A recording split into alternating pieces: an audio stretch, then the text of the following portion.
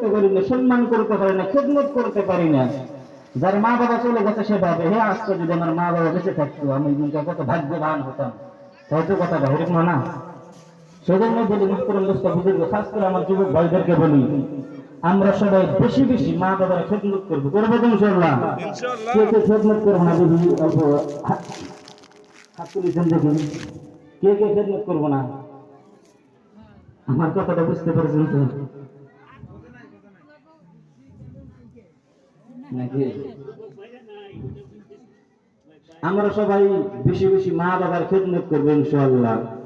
আর বর্তমান যে জামানা, যে ডিজিটাল জামানা, যে কোনো এক যুবক ভাই যদি বিয়া করে ওই বইয়ের কথা মতো যদি না চলে, বর্তমান জামানায় বই খাওয়া কিন্তু মুশকিল। মুশকিল না গো? হ্যাঁ মুশকিল না?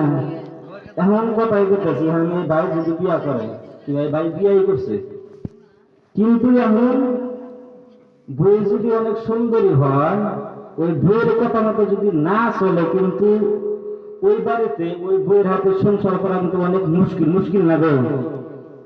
এখন ধরেন দয়া করে যদি, খাস করে যদি বউ শাশুড়ির লাগে যদি অল্প ঝগড়া বেঁধে যায়, কি বলবো, যদি নারায় সৃষ্টি হয়, তাহলে দেখবেন ছেলে কিন্তু ধরেন ওই জায়গার মাধ্যমে কোনো কথা শুনবে না। ডাইরেক্টলি বউ যদি সুন্দরী হয়, ডাইরেক্টলি কিন্তু বউয়ের কাছে যাবে, তাই তো? আর ধরেন ওই আব্বারও কথা শুনবে না, মার কথা শুনবে না। বউ শাশুড়ির লাগে যদি অল্প কিছু ঝগড়া লেগে যায়, কিংবা শাশুড়ি যদি কিংবা কিছু যদি বউকে যদি কিছু বলতে যায়, কিংবা যদি কিছু একটা কথা বলতে চায়, তখন ছেলে ধরেন হয়তো এরকম একটা বলে কথা যে, মা গো মা আমার বউকে কিছু বলল না, ও মা বউকে কিছু বললে না গো, আমার বাবা বাবা না, মা গো মা আমার বউকে কিছু বলল না। ও মা বউ পালাইলে বাপর বাড়ি, মোর মুখে বিষের ভরি। ছেলে কি বলে, ও মা তোর কথায় যদি আমার বউ যদি পলাইয়া খালি বাপর বাড়ি যায়, আমি বিষ খেয়ে মরমু, তাইতে বলে।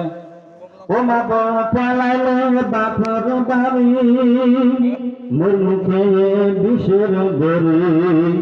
বুঝি সুঝে চলো মা গো, বুঝি সুঝে চলো মা গো, লাঠি পিটিতে বসবে না,